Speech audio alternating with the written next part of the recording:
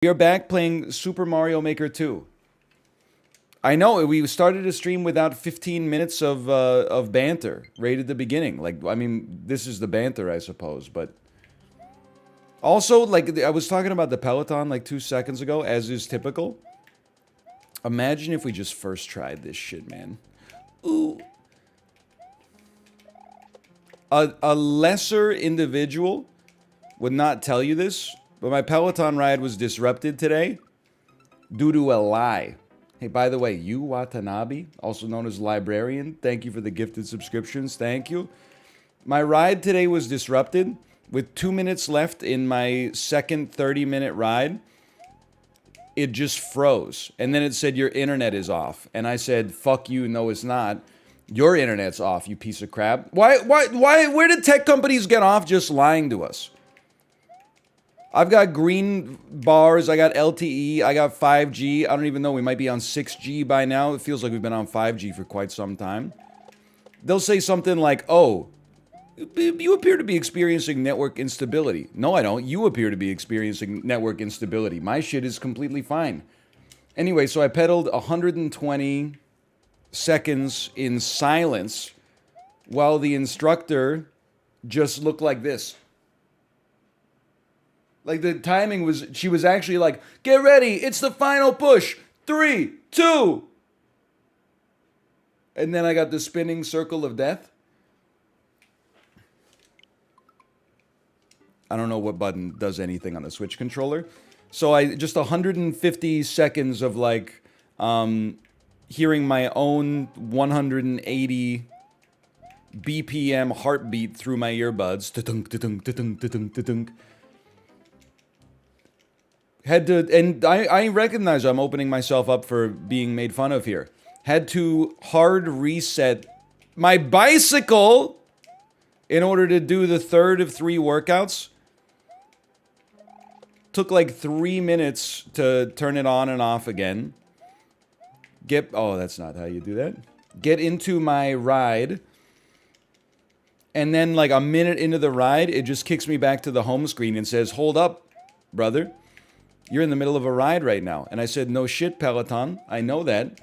I said, do you want to just rejoin it or do you want to start over? And I said, I want to rejoin it, obviously. So I would say, ooh. You know, given that outrageous amount of strife that I had to make it through, just finishing the ride today relatively close to the analytics I was hoping for was a positive. It's just one of those days where things didn't, they didn't line up right, but we still made it work. Also, had my optometry appointment. Great optometrist, honestly. Hey, Kelsey Grammer Real, thanks for the gifted subscriptions. I'm a big fan of some of your work, mostly the fiction work. The non-fiction is not, we have some disagreements, but that's fine, I get it, you're old. I'm not gonna hold it against you, I don't really know you, to be honest, so I appreciate the gifted subscriptions. Anyway, I had my optometrist appointment. My optometrist was really good, but she did insult me, and as you know, I trust someone more when they insult me, because I'm like, why would they lie and make me feel bad? Instead, they must be telling the truth if I feel bad about it. She was like, wow, your glasses are like not even close to your current actual level of blindness. And I was like, I know, that's why I'm here. And then she gave me like, I think this is the first time I've ever had to do like the eye drops at the optometrist. She was like, do you have like an extra 30 minutes or something to, so we can examine your eyes like more thoroughly? And I was like, okay, go ahead. She put the eye drops in. No problem. Leaves me alone for 15 minutes for the medicine to kick in. Then she walks into the room and she goes, oh, you're ready? I can see your pupils from here. And the door was like 3 meters away from the chair that I was sitting in. Long story short, my eyes are good. I don't have glaucoma or like, any other thing to concern yourself with. But if you've never had the eye drops before, my ass could not see right for like an hour and a half afterwards. And I asked her, like, she was like, okay, you're free to go. And I was like, can I drive after you put these in? And she's like, yeah, of course. I was like, that, I don't know. I said okay, but then I just sort of like walked around for 10, 20 minutes because I was like, I don't feel right. And then when I was driving, hey, pause me for a second here. When I was driving, I'm driving to the west and the sun is setting. And they don't tell you that it makes you like insanely sensitive to light because your pupils are so dilated. It looks like you're on, ecstasy or something. It's actually like driving on the surface of Arrakis. Like the sun is like right in your fucking face. And then the whole city is just like chrome and glass reflecting the light. And the lights are like the light is a big hot ball, but then it's even got like radiating lines coming off of it, and every car's windshield is like reflecting the lines into each other. And I'm like, I think I need to like call my optometrist and be like, please do not tell people that they can drive after this. Like I handled it, but eventually like somebody's gonna crash and die. Also, I was trying to like look at my phone, not while I was driving, by the way, but while I was figuring out if my eyes actually worked. And I couldn't like look at my phone. Like I was holding my phone here and just my eyes like would not focus on the words. And then I would like move it back and it's like worse. They'll move it like really close and it's not getting any better. I don't know what she put in there. After like a few hours it came back, but normally, like, I remember my mom when I was growing up, she would always be like, oh, I hate going to the doctor because they put those drops in. And I was like, oh, I guess I'm just built different. No, it turns out my ass was just young. Now that I'm the age that she was when she told me this story, I'm like, she's right. Those drops are like, it's a fucking nightmare. Otherwise good though. But I didn't, because we did the more thorough eye exam, I didn't have time to look at some frames. But you know what? We'll get that done. I'm happy I'm going to be able to see clearly again soon.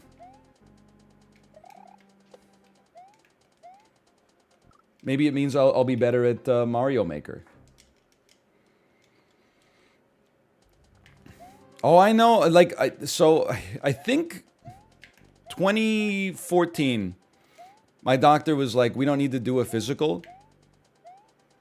You're a relatively young guy. I was like 26, 27 at the time. Then she took my blood pressure and she was like, your blood pressure is not high, but it's higher than we would expect for somebody that's like your age. So I got diagnosed with like borderline, like cautionary high blood pressure. Like, let's just keep an eye on it, as also known as the Canadian medical specialty. Next time I had an eye exam, they said your intraocular pressure is too high. So I had to do like a peripheral vision test where you hit a button every time you see something in your periphery. And they said, okay, you don't have glaucoma, but you're probably going to have to take the tests like every time. This time, I had that like insurance physical. They were like, your blood pressure is good. And I was like, that's surprising to me. Thank you, Samuel. I went to the optometrist. I said, hey, every time I get an eye exam, I have high intraocular pressure. But I promise I don't have glaucoma. This time she was like, no, actually your intraocular pressure was fine. Thanks, Samuel. Appreciate it. Too fast. I'm too fast. Oh, yes. I did. Did you look at the machine with the little farm or the windmill? I got the little farm. I don't know if I've ever seen windmill. I always get farmhouse. I always feel so self-conscious at the optometrist. I think that they know this. But like, once, the first time you go get an eye exam is probably the only time they ever get a good reading out of that machine, right? Because you don't know what's coming. Hang on. Oh, every subsequent time, you know they're about to blow like a puff of smoke. Or not a puff of smoke, a puff of air into your eye. or they're gonna like take an incredibly bright photo that's gonna give you an after image for like 90 seconds. So they're like, hey, just keep your eye open and don't blink. Sometime within the next 45 seconds, we're gonna fuck your eye up, okay? And you can see like in your own eye reflection or like the shadow of your eyelash, you can see it going like, could you just keep it open? And you're like, and also your eyes are like never drier. They're like, do you have dry eyes or do you like tear up a lot? I'm like, no, my eyes are fine. Then they're like, okay, I need you to hold your eye open for 3 seconds and don't blink. And I'm like, this is the itchiest my eyes ever been in my entire life. I can't do it. I'm sorry.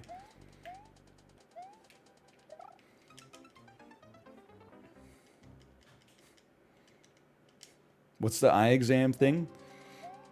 Well, I was telling this to Chib. If your vision is good, don't take this from me, by the way. I'm not a doctor. If your vision is good, I can understand if you haven't been to the optometrist, like, since you were a kid or something like that. But if your vision is bad and you go, like, once every 2 years, once a year, you get you put your face into, like, a Clockwork Orange Ludovico technique thing. You pry your eyes open. They take a photo of the back of your eye. And then also there's a machine where you focus on like a picture of a distant object, and then they shoot a puff of air into your eye to measure your eye pressure. Hang on, hang on. Oh, that was a good one. It's just, you're right. For anyone who doesn't get their eyes tested regularly, it's like when you go to the dentist and you're like, suddenly you're acutely aware of how often you need to swallow your own saliva. Like, I think I swallow my saliva at what I would assume is a normal pace. But as soon as the doctor is like, okay, now don't swallow this, I'm like, what? But I gotta. They say don't swallow this, and then they spray you with like the most foul tasting toothpaste of all time. And meanwhile, like, all your spit is accumulating in your Adam's apple. You can't swallow. You're just praying that the dental hygienist, like, moves the suction cup right to where the puddle is. And then when they get it... And then as soon as they get the suction, they're like, bite down, and it attaches to the side of your mouth. And it goes like... Anyway. This is stressing me out. You want some more stress? Here's something like, and this is not, this is genuinely like cursed information. It's a basilisk, and that's why I'm passing it on to you. I went on our optometry today, the optometrist subreddit, just because, you know, I'm curious about life. Someone made a post that was like, getting LASIK was the worst decision I've ever made in my entire life. You know, there's something called retinal neuralgia.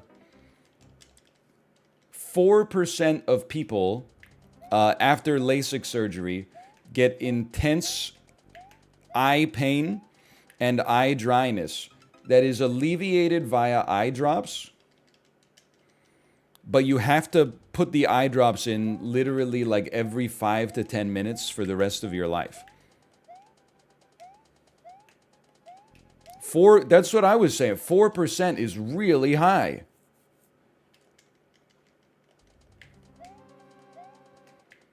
That's what it, but an optometrist wouldn't lie to me unless they told me that the frames look good because they wanted me to buy really expensive frames. But apart from that, I don't think they've got much reason to lie to me.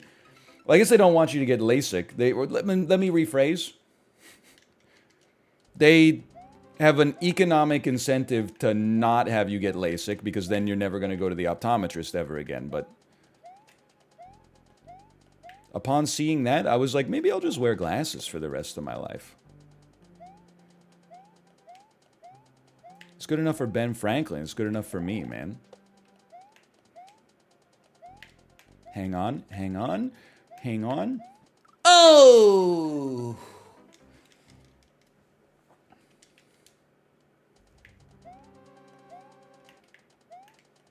No, after LASIK, you still need to go to the optometrist?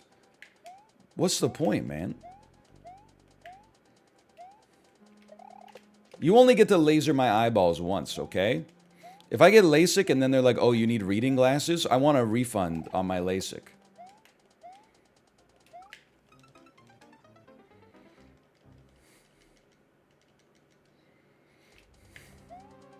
Wait, are your glasses... Oh, wait, what is your glasses prescription? I thought someone said, wait, are your glasses prescription?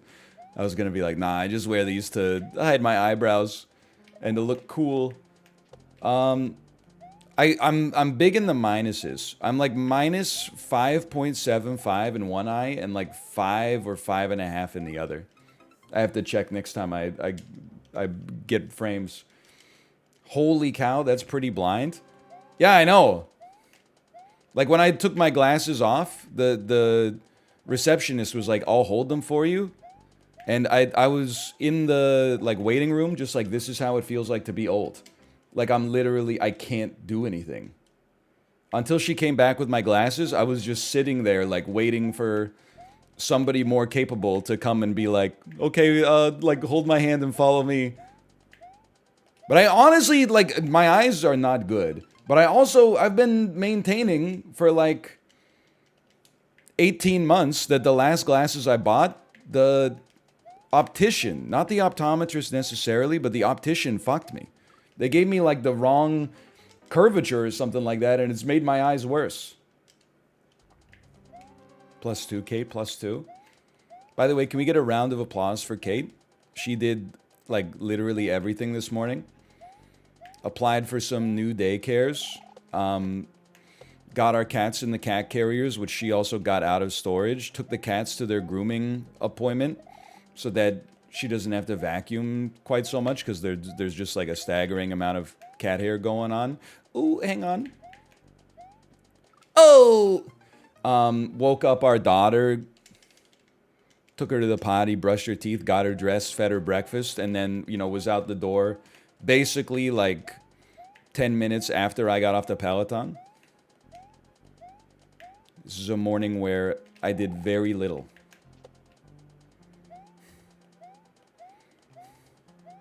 But it's International Women's Day. Look, I did my part. I took Sam Yo's 30-minute pop ride today that was all strong female artists. And I got an International Women's Day badge, okay? So you can't really judge me. Where's your International Women's Day badge? Name a woman? Name a woman? I'm trying to remember who was in the ride. I gotta be honest, not because they were women, but the tracks were a little snooze. Janet Jackson, Cher, you know, it's not, I'm not knocking them, but it's not my tempo, okay?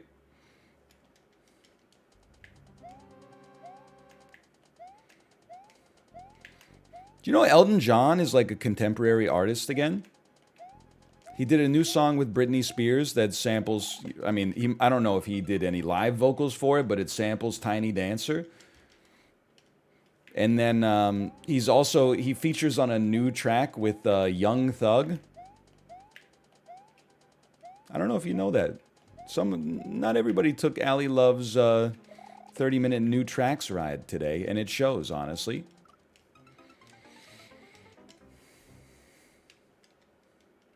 Why don't they have a girl version of the Beatles, kind of like the girl version of the Ghostbusters? That's a good question. There isn't really like a girl group that is, I mean, like no band is really on the level of the Beatles in terms of just like notoriety. I'm making no judgment about how you feel about their actual music. You got like Fleetwood Mac. Most people would say that, hang on. Faster and jump. They're not a girl group, but the girls are like the I don't feel like right calling Stevie Nicks a girl when she's like a 65-year-old woman, right? Like it seems like I'm being offensive. ABBA also not a girl group, but like That's what's coming to mind. Like I don't think the Spice Girls are like the right comparison because they have what, like 2 albums or something like that. Destiny's Child has like 2 albums. Beyonce is kind of like she's kind of like the female Beatles, man. TLC, come on, but TLC they have like I got nothing against TLC, but come on, they're not the female Beatles. They have like 7 songs. Mind you, the Beatles do not have a song that goes as hard as Creep. So there is that. What about the Dixie Chicks? It's like kind of, but they're not like at that level like of popularity. I guess, but that's not really a fair comparison because like no other band is at the popularity level of the Beatles. Like I want to say it's like the Go-Go's or something like that, but then the Go-Go's only have like 2 songs as well. It's weird that there's no. I mean, women do not have an answer to the Beatles right now. Women, would you like to respond? Would you like to make your case here? Twice? Okay, I'll give you that one. Or Sunyoshi Day or something like that.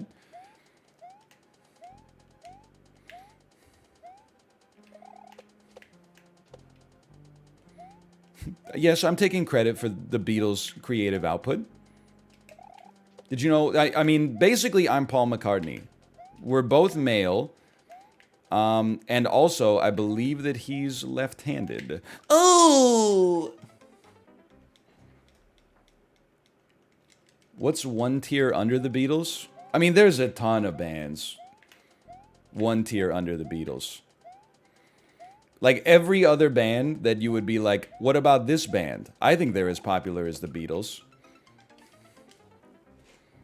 That they're one tier under the Beatles.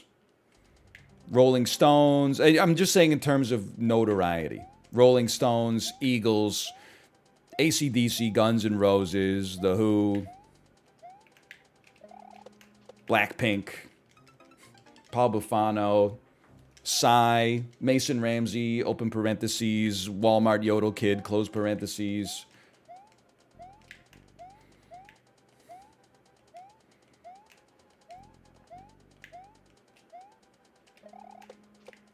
Hang on. Ooh.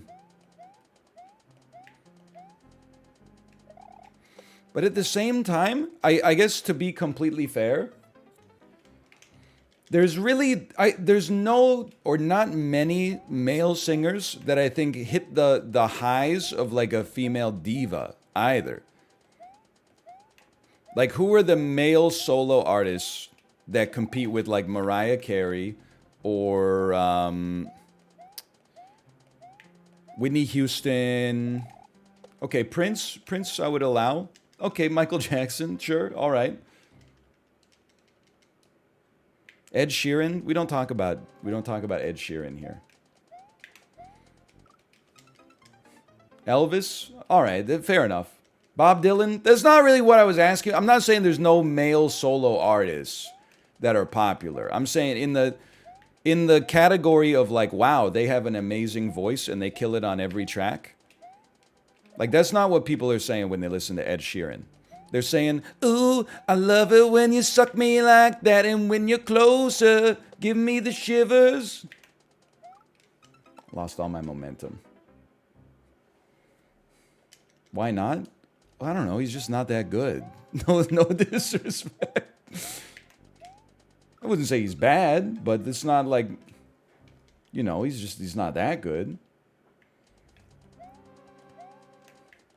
Like, it's not like a Demi Lovato song where, like, when it comes on, I would, like, turn my car off if I couldn't turn the radio station.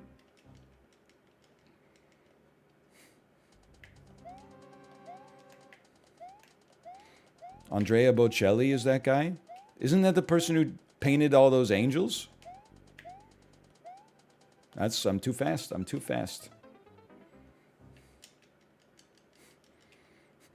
Is Andrea Bocelli the guy who's most famous for la da da da da da da da? That one?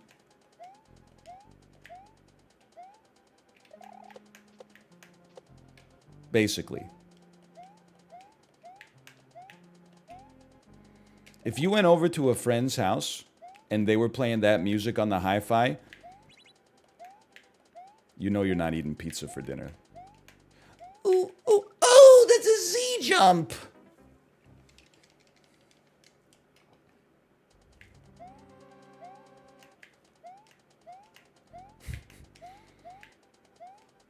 I'm getting like too good at this.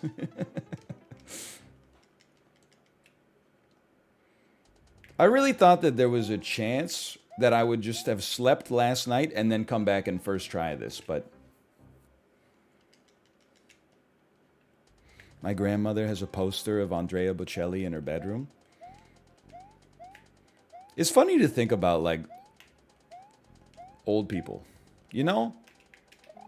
Like, Justin was watching old episodes of The Price is Right on his subathon last night. People thought I was joking, but it was crazy to, like, you know, he's watching episodes of The Price is Right from, like, 1977. People will be like, oh, what a nice lady. And I'm like, yes, what a nice lady. It's crazy to think that she voted for Trump 2 times in a row. People were like, NL, boo, boo, you don't know that. And I'm like, come on, just look at the demographic data.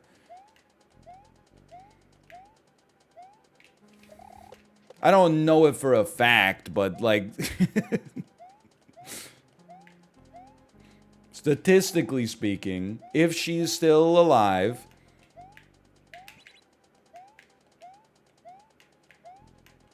boo, they booed me because I was right.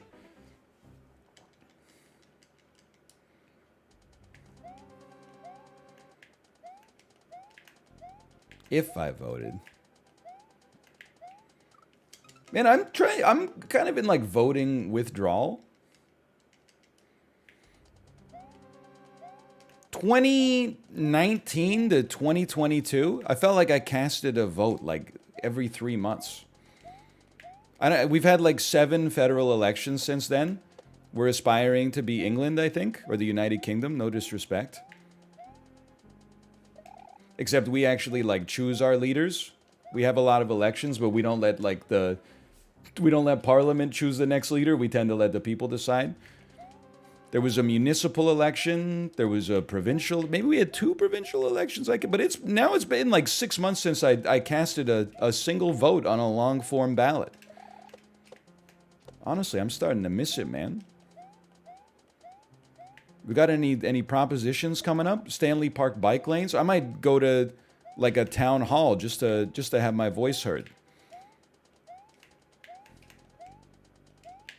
Oh, I am here to say that we should not rename Adenac Street. I know a lot of people think that it's a goofy street name because it's just Canada backwards, but goofy street names like this add a lot to our civic character. Like, what the hell is Trafalgar Street? All of us, if we lose Adenac Street, then we're going to have to get rid of our Trafalgar Streets. And then we're going to have to get rid of our... Sorry, I'm just working it out. You ever notice how every Canadian city... I can't speak for America here. You ever notice how every Canadian city has a King Street, a Queen Street, and a Princess Street?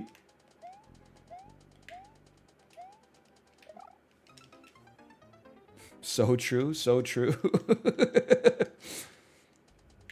Mine are all trees. Vancouver's got them all. We got numbers. We got numbered streets and numbered avenues, like New York, baby. We got trees, for sure. Cypress, fir, maple, etc., etc. We got provinces and territories.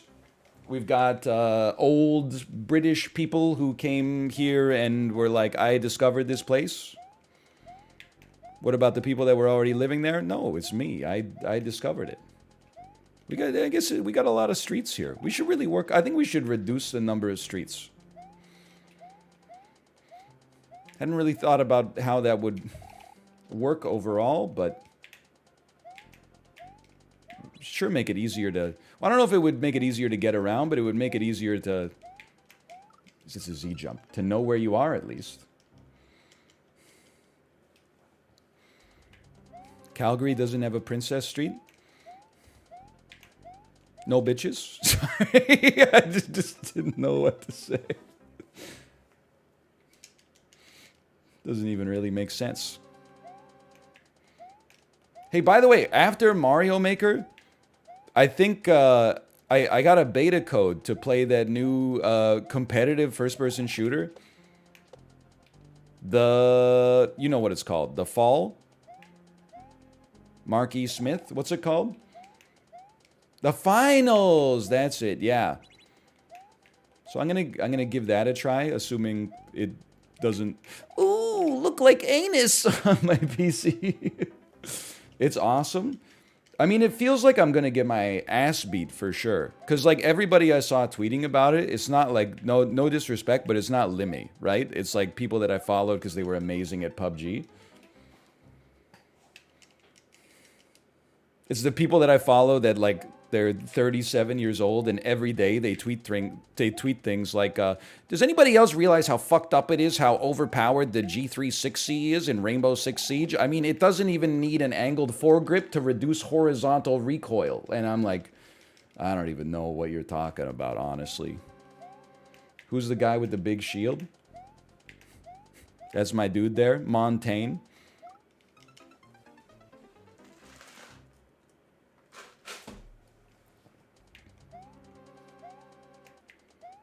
Say what you want, G36C goes hard. In Rainbow Six 3, I think I was a G36C main on the Xbox. That's only if we were playing with the 50 cals band. Because obviously, I mean, like, if you get a... With the 50 cal, if you just catch someone in the knee, like, it's over. I think I also occasionally use the FAMAS. FAMAS, a very interesting gun. It's the only gun that comes with a handle on it, so it doubles as a clutch in case you need to transition from covert operations to a night at the club on the go.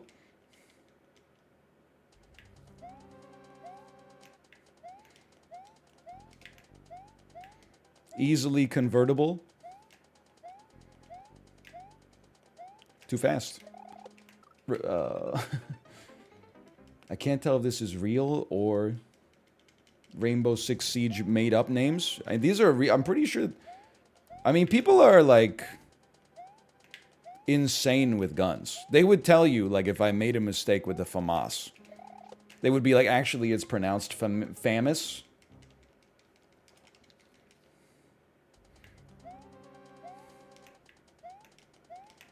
There's some people very... and I'm not using the phrase gun nuts. If you were excited about trains, I might say you were, like, nuts about trains. But being interested in firearms and being a gun nut are two different things.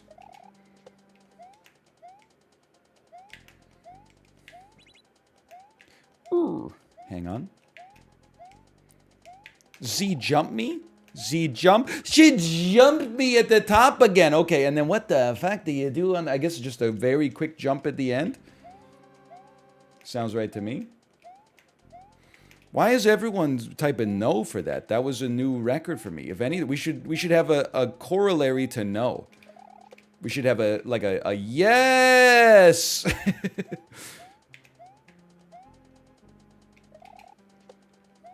I guess we do have let's go. That's true. But we need yes, which is no but happy. Lion soy, right?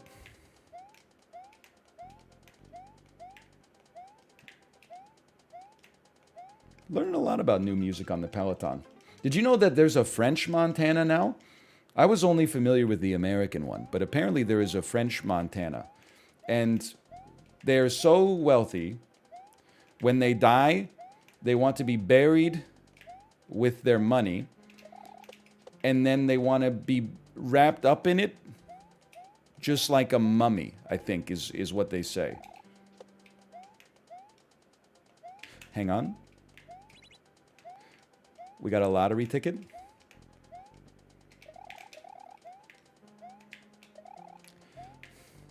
Oh! New content! New content! Terrible bit? It's not a bit. I didn't write the song. You gotta take that shit up with French Montana.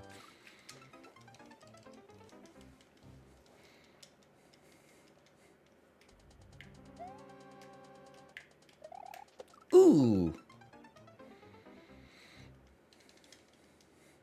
Are they related to French Stewart? No word of a lie. I was trying to make that exact joke work. I was like, you know, I wasn't aware that French Stewart got a divorce, something like that. I was like, nobody knows who the fuck French Stewart is. Me when I'm watching Third Rock from the Sun. Let's watch some fucking French Stewart. Son of a bitch. Who's your favorite Inspector Gadget? French Stewart or Matthew Broderick?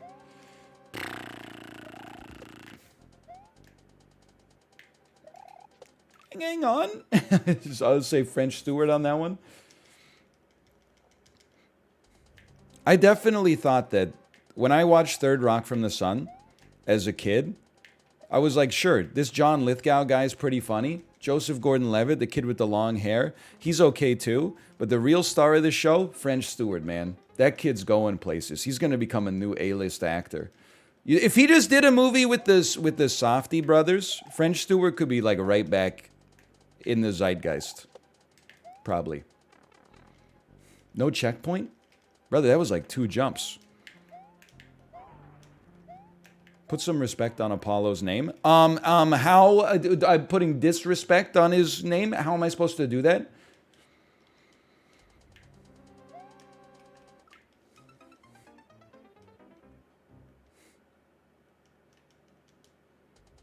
You gotta jump? Yeah, but like... But how? I guess. Maybe faster? Fun fact, Apollo had to use ice because he ran out of platforms to place. A button? That's where you're wrong. It's actually it's the B button on the Nintendo Switch controller.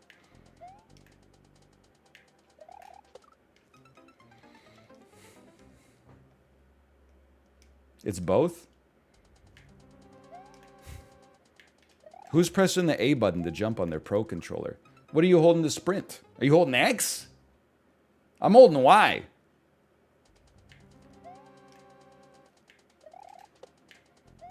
But what would I know? I'm only a professional gamer. With a lifetime earnings of esports revenue from competitive mobile game tournaments. So I don't want to brag, but is solidly in the low 4 digits.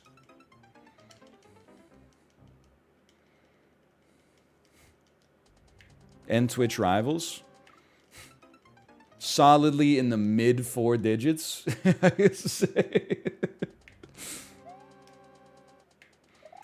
I don't know if I've ever had a Twitch Rivals where when I got the check, I was like, oh yeah, I did really good in that tournament. You won Pummel Party? That was for charity! I picked the wrong time to peak!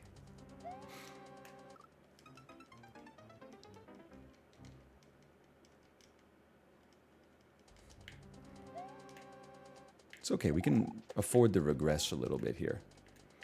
Yahoo! Woo!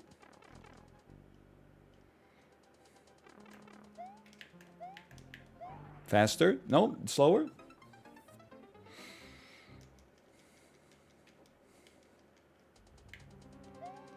It's been a while since I've been in a Twitch Rivals. I will say, I saw... Who do I follow that was in Twitch Rivals Elden Ring? Was it Elam?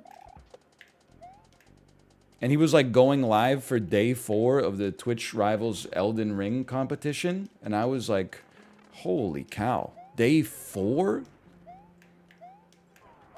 It's not... okay, I understand now. Don't make that jump at the end.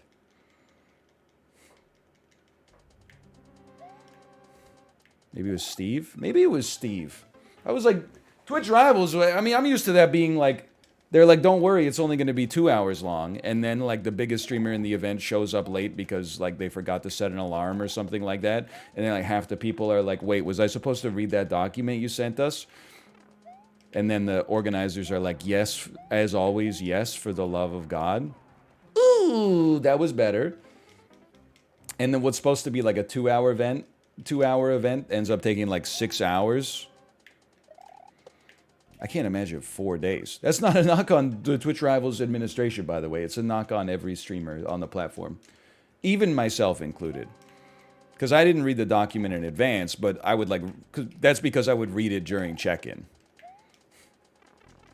It's like the same reason you don't need to, like, I know they say be at the airport 3 hours early, but like look at the average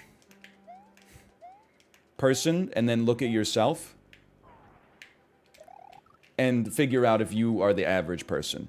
If you're an average traveler, sure, show up 2.5, 3 hours early for like an international flight. If you're built different, if you know what you're doing at the airport, you can make it work with 90 minutes. If you got TSA pre-check, you could probably make it work with 45. Yeah, now, did you see the pro texting and driving take on Twitter? I didn't, but I would love to.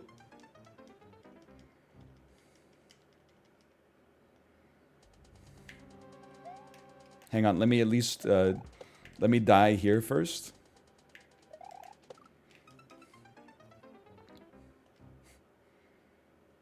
Sounds like a Twitter moment.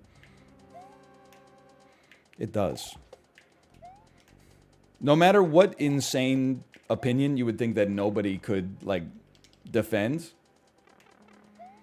someone on Twitter will not just say that it's defensible, they will say that you're indefensible for, like, not acknowledging it in the first place. For not believing that it could happen. What am I supposed to do with that? That's, like, impossible.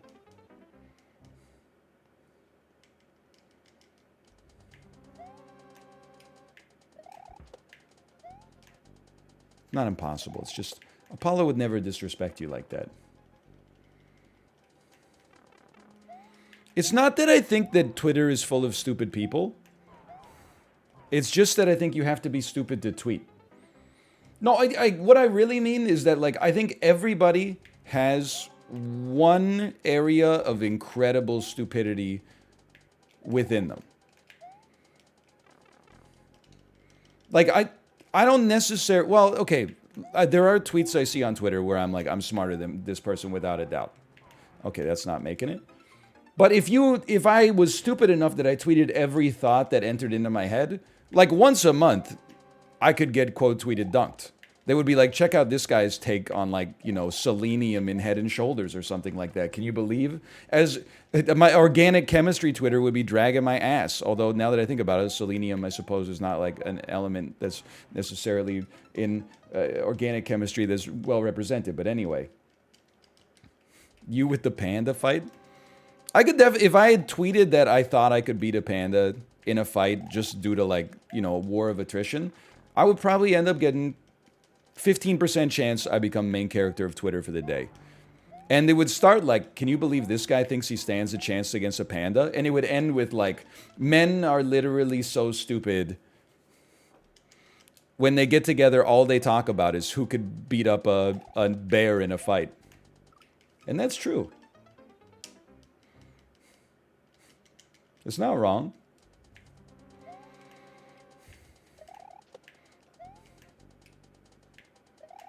Excuse me here. Anyway, I don't see the texting and driving take. You don't have to be smart to not get dragged on Twitter. You just have to be smart enough not to tweet shit that you're an idiot about. Do you think you could land a plane? Not right now. But if you gave me, I'm not joking, if you gave me 20 hours in Microsoft Flight Simulator, I think that there is a 51% chance that I land the plane in like an airplane type situation where they need a pilot. Like, I know that this sounds ridiculous, but it can't be that hard because they almost never crash anymore. Like in the 70s, like there was a 10% chance when you got on an airplane, you weren't getting off. So you had to really before you took a trip to like Disney World, you got your affairs in order. You like made sure it's like, hey, just in case anything happens on this flight, like here's where all my like important documents and shit are.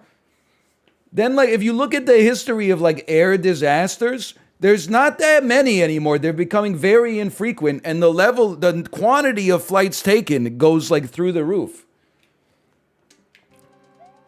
So like a pilot has like a 99.99% chance to land the plane correctly. That's an insane level of accuracy. Obviously, they have like a ton of training and experience, right? I'm not saying I'm getting to 99.99%. Oh!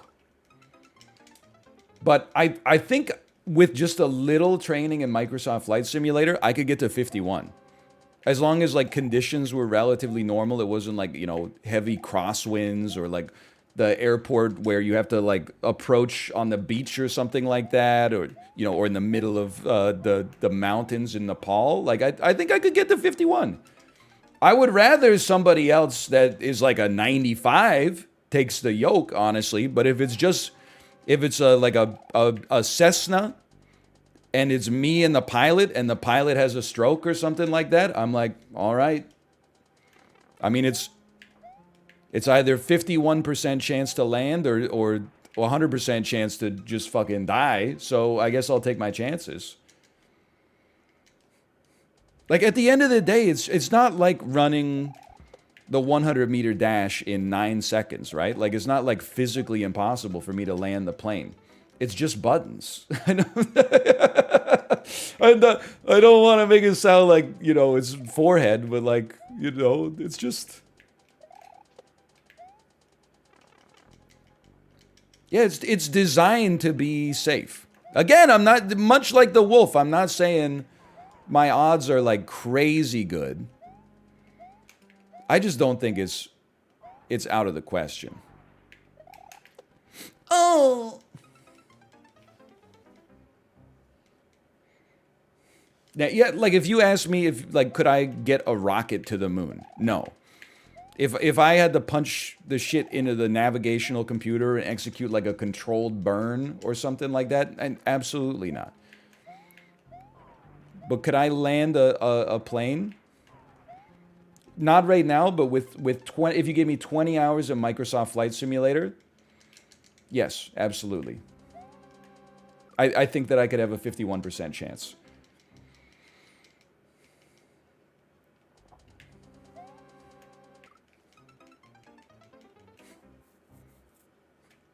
I mean, I'm not even insulting pilots. I think being a pilot is like a stressful job, but I think it's probably not that stressful because of the flying. I think it's probably stressful because, sometimes you're like, oh, my flight's supposed to leave at 3.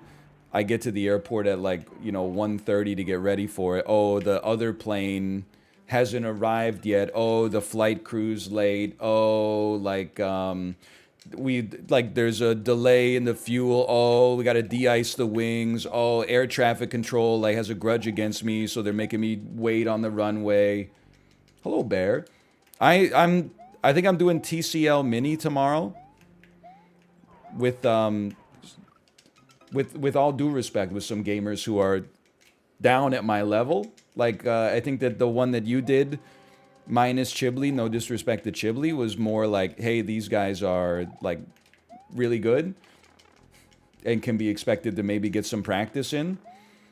I don't know exactly who's on the Mario Maker list tomorrow, but it was pitched to me as, don't worry, you might have a chance. And I said, okay, let's try. Unless you got invited, in which case I'll do my best. I'll do my best.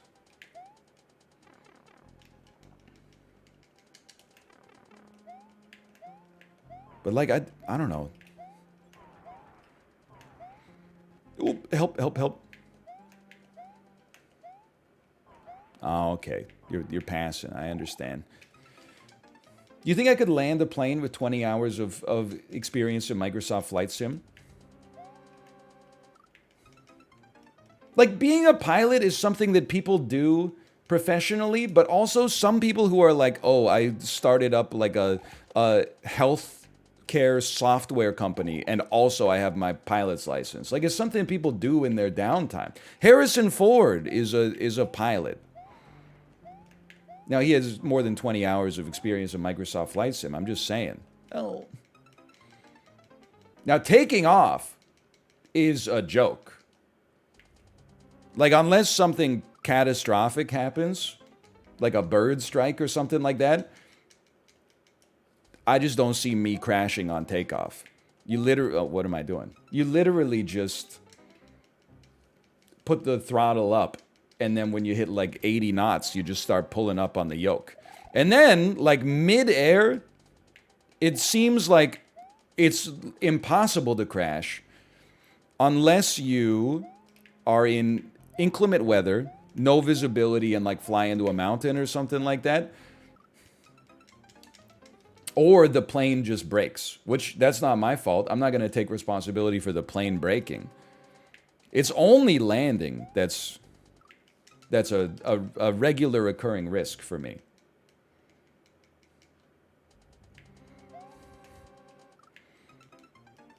Honestly, I feel like it's people that don't fly. Maybe I'm just saying this because it reflects better on my take. I feel like it's non-pilots going, this is an insane take. Whereas a pilot would be like, yeah, probably. I could see it happening. Helicopter? Not only would I not fly a helicopter, I would not even get in a helicopter. I would love to never get in a helicopter in my entire life.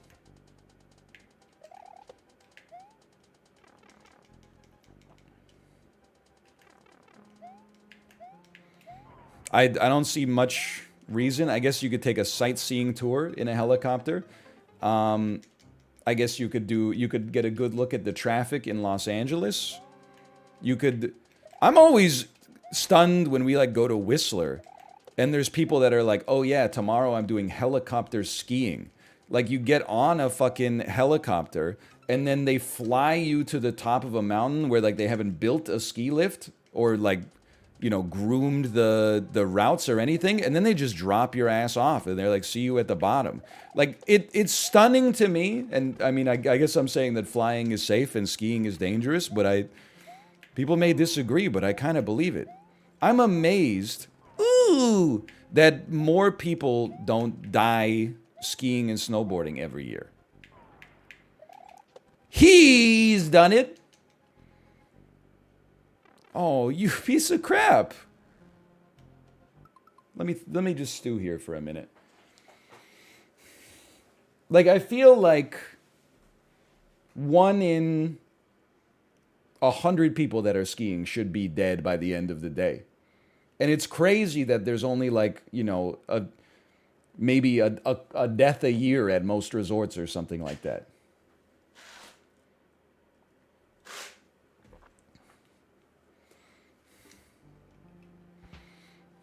I'm just gonna be honest. I don't know if I can do this. And I'm mad at Apollo. Oh!